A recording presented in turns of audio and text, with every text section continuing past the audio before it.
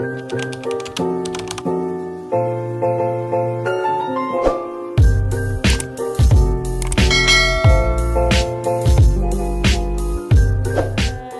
morning. Magluto tayo ngayon ng may ulam, guys. Luto tayo ng patula with shrimp and itlog. So, try natin to, guys. Patula with shrimp and itlog. Shout out po sa inyong lahat, guys. Thank you so much sa inyong walang sawang pagpapanood. Paglalaan niyo po ng mga oras sa amin. Thank you so much, guys. Ganito gawin natin, guys, sa ginisang patula with shrimp and hipon and itlog pala. So, matry natin tong ganito pagkaluto, guys. Super yummy na naman ulam natin. Dami pa namang bunga sa ating patula. Kahapon pa tayo nagbenta. Ngayon mayroon na naman. Parang hindi to nakita ni Rico pag pang-harvest niya, guys. Ang tago. Na ano sa mga dahon ba? Kaya hindi nakita.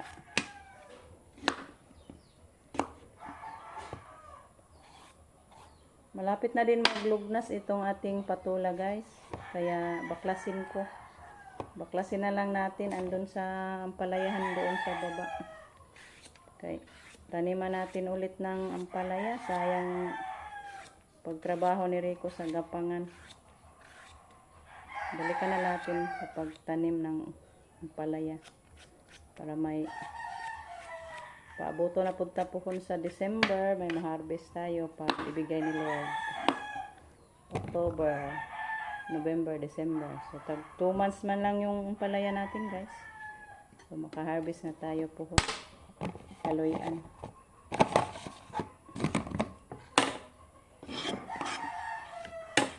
So, balikan ko na lang kayo, guys, pag magluto na ako. So, ngayon, guys, ito handa na yung ating lulutuin. Yan yung hipo natin. Yung patula. Ito yung egg scrambled. Gagawin natin tong scrambled egg. Then, ito yung ating ricados. So, magpainit muna tayo ng kawali, guys. Mantika.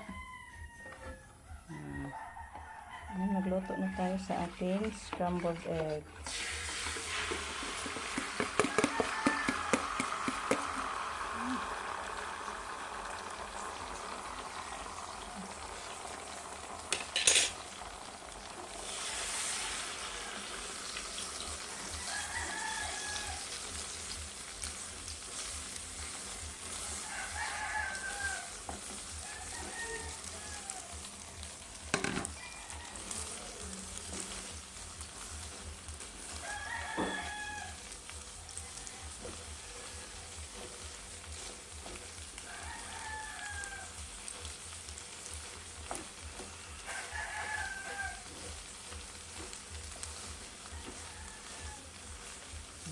Luto na to. Haon na natin to, guys. Patayin ko muna ang apoy.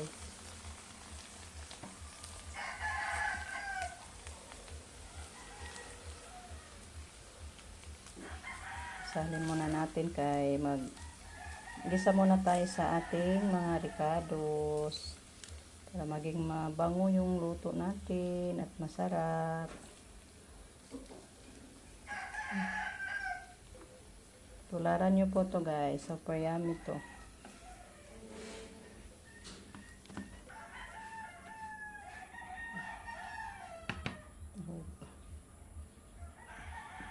So, balik na naman tayo.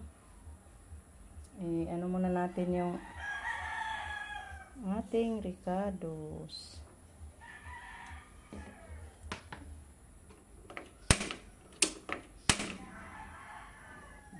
Painit muna natin. Balik. Ayan, magluto na tayo sa ating ricado, guys. Gisahin muna natin yung ating garlic. Saka red onion.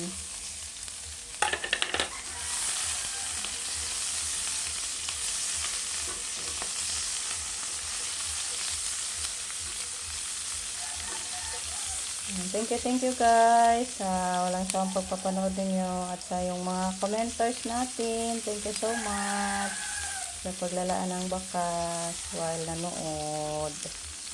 Si Lord magbigay sa inyo guys ng malulusog na pangangatawan palagi. Ayan, igisa na natin yung ating hipon.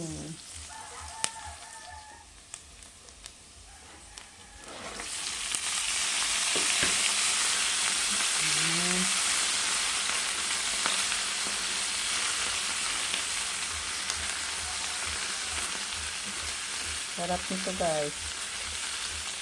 Super sarap. Yummy. Nakabili kami ng hipon kahapon guys. Nung nagbenta ng mga gulay. Ng gulay. Nahalilihan ng hipon.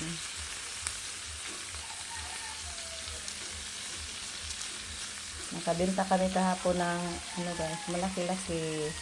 500 yung ampalaya. Then 1,000 yung ating kalabasa. Then, hinati namin yan guys, ni Mama, ang kaparty ni Ate Tisa. Pero, hiniram pa namin guys, yung kay Mama. Binili na namin ng, feeds. Bili kami ng feeds sa biik.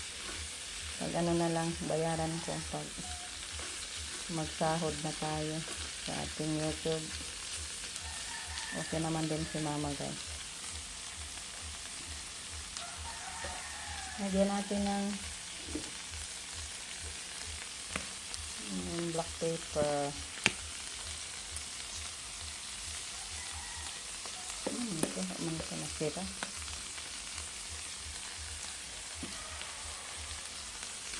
Ito din yung magbigay bango sa ating luto guys, yung black paper.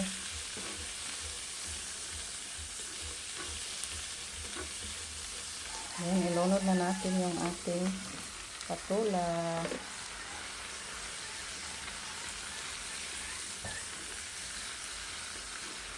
Tiplahan na lang din natin ng asin konti guys.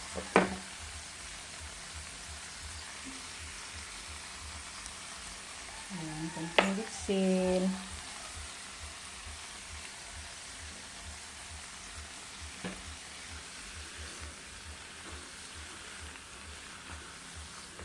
Gamot kayo siya guys, pagkaguyab. So, palutuin muna natin sandali yung ating patula.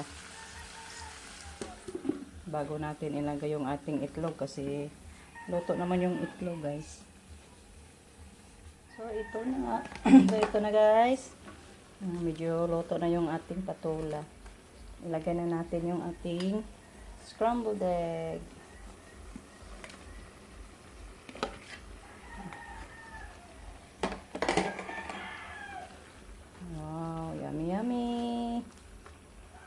Super delicious. Super nutritious talaga yung ating luto ngayon guys. Thank you Lord sa mga grasya. Ihatag mo kanamo kanunay. Lagyan natin konting pampalapot guys.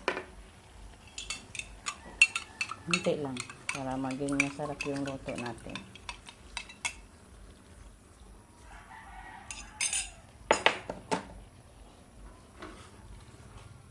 Lagyan ko ng konting cornstarch.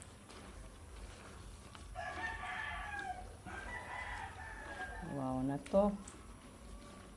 So, pakuluin natin. Mga 1 minute lang.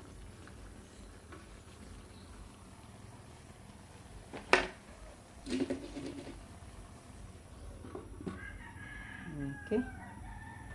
Super yummy. Ito na guys. Tikman natin. I-off ko na yung apoy guys. Kaya lapot na siya.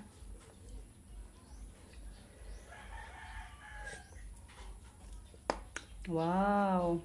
Thank you Lord. Ang sarap guys. Ganito gawin nyo guys sa patula. Sarap talaga.